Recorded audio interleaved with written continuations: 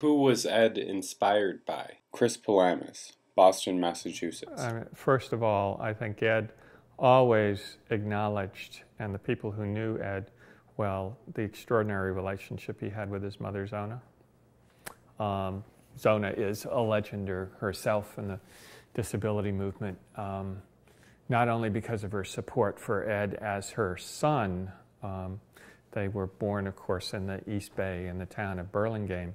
But after Ed's father, Vern, died, Zona went back to school and became very interested in minority recruitment and minority educational opportunity.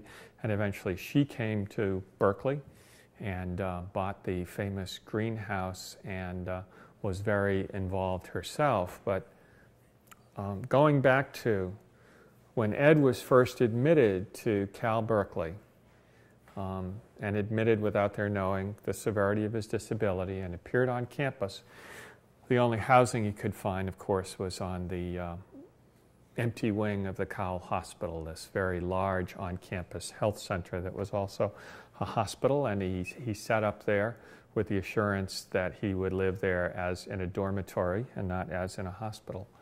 And the next year, a fellow by the name of John Hessler was the second student who came in. Ed was tall. Ed was what, 6'1", 6'2"? He was a tall fellow, but John Hessler had him beat by half a foot. John Hessler was about 6 feet 8 inches tall. He was a quad guy. That he had a spinal cord injury.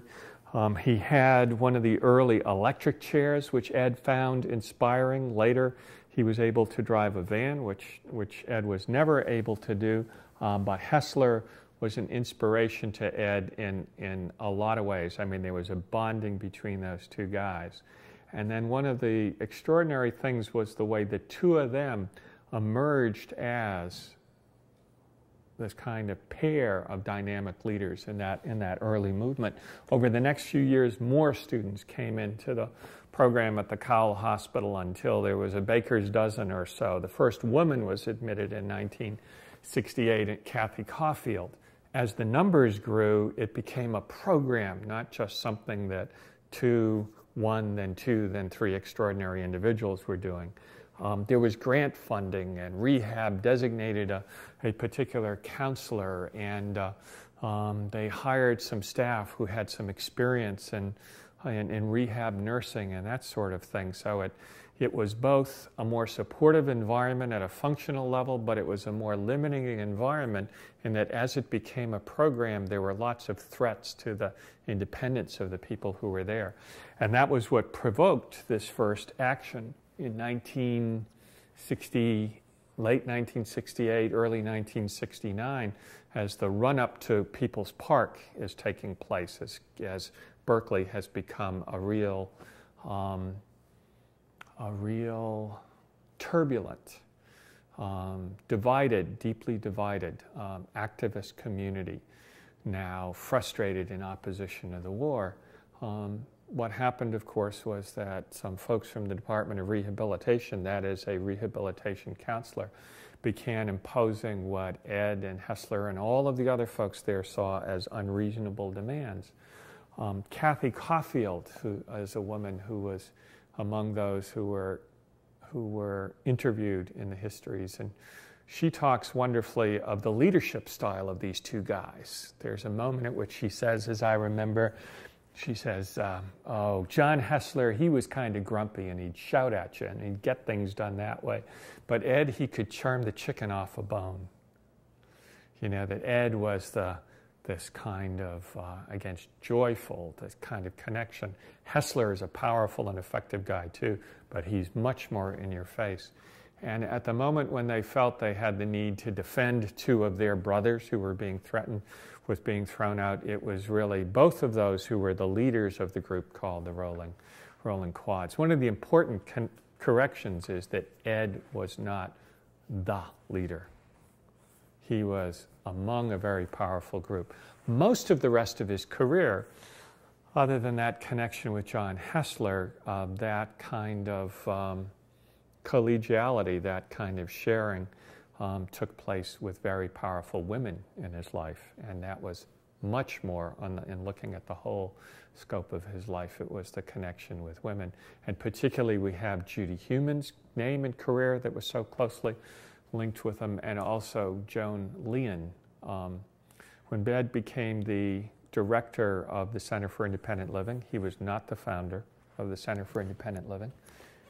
He came in and assumed the directorship when the early days of that center, it was floundering. And he took over as director and really built it. And one of the keys was this remarkable woman, Joan Leon, came in, who had some fundraising experience and an arts and culture background. Joan describes Ed, or the Center for Independent Living in the days when she went up there, she said, no one would talk except for Ed. And Ed would never stop talking. But Ed did not talk in complete sentences. He didn't talk in complete sentences because he had to breathe. So his flow of conversation, his flow of language, was always punctuated with the sound of that portable respirator. And then the two of them sailed out to really raise the funds that built the Center for Independent Living over time. And Joan was, it's very much like a theater piece. It is, Joan would come out and set the context, and then it might be a foundation meeting. And now here's Ed, and Ed would roll in, and he would do those maneuvers with his chair, and then he would tell his story. But the subtext to the story was always, my story is the story of thousands and tens of thousands and ultimately millions of persons with disabilities who simply haven't had the opportunities that I have to be with you here now telling you this story. And then when Ed was finished with that piece, Joan would step in and draw it to whatever the particular point was of funding, of social or political concern, and tie it off. So they had that kind of partnership.